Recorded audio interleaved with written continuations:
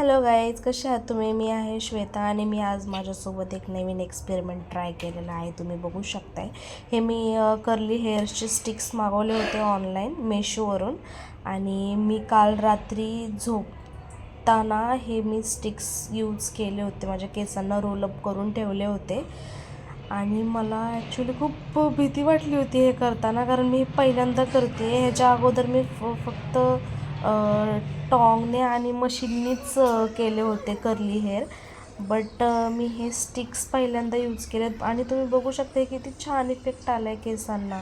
खूप छान कर्ल झालेले आहेत आणि खूप बाउन्सी झाले होते.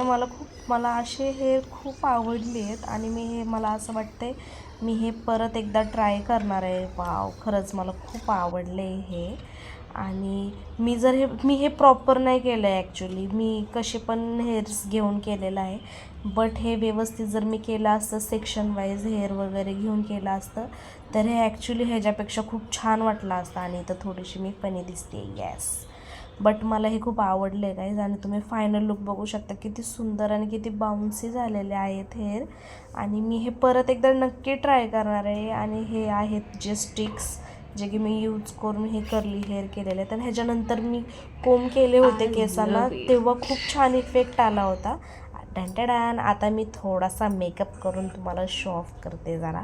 हे बघा किती सुंदर दिसते, किती शायनी आहेत माझे हेअर्स. चलो बाय.